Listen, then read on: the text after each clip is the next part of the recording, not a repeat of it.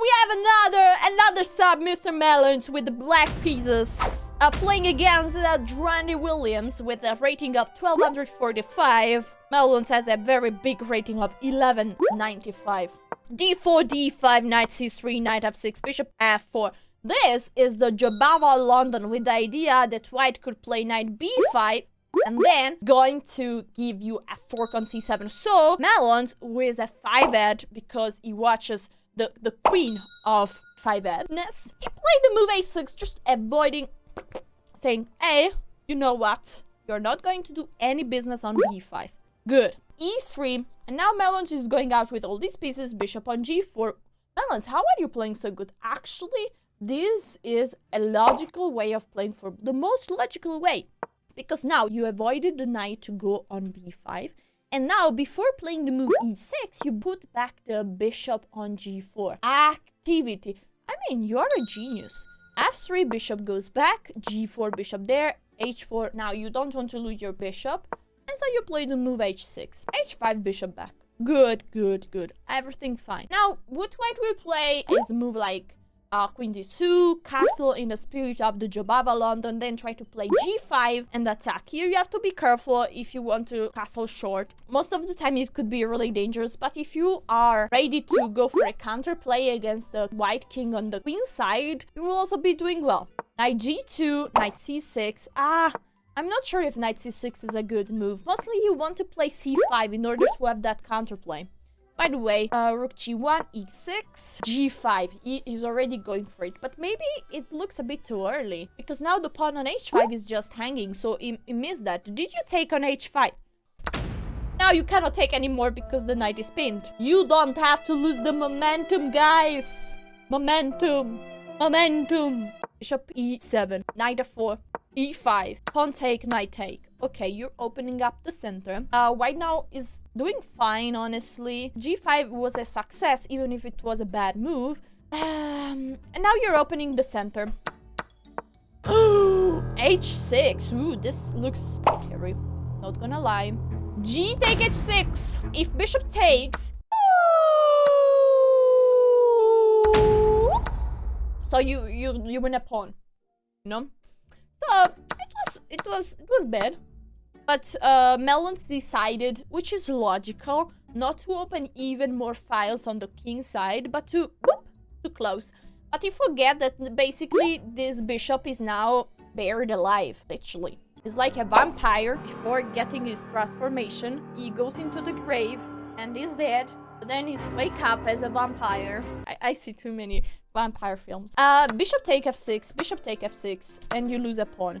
And now you castle, F4, attacking the knight. Knight goes back, he's taking the bishop. Queen takes, knight E4, you take a pawn on B2. I mean, white and black are gifting each other pawns. The pawn on D5, now the pawn on B2. Your guys so generous with each other, really. Knight G5, going for the vampire. Attention. Bishop B4 check, king F2, rook A, D8, and queen G4. Moving the queen that was under attack. And now, attention, because this king on F2 is a bit like... Check!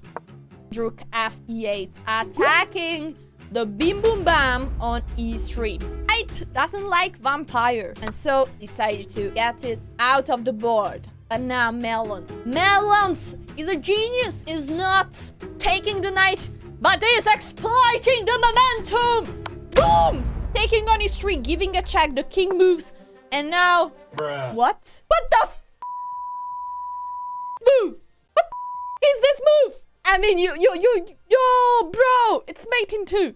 I mean, now he takes, you move the king. Mate! The momentum. But White didn't take the momentum. Oh my god, White is so smart. The point is that if you take with the queen, oh my god, the king is taking the knight. This is not mate. And so White, boo, decides to take with the knight. Because he doesn't want to lose that knight. No, don't lose the knight, guys. Ooh, White is smart. Okay, good.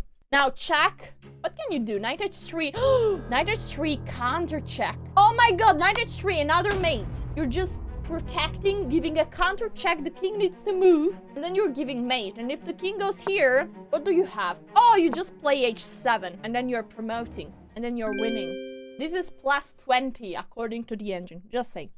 Okay, this didn't happen. Because Mr. Drandy Williams doesn't like to give mate. He prefers to get bishop h3, not giving any check.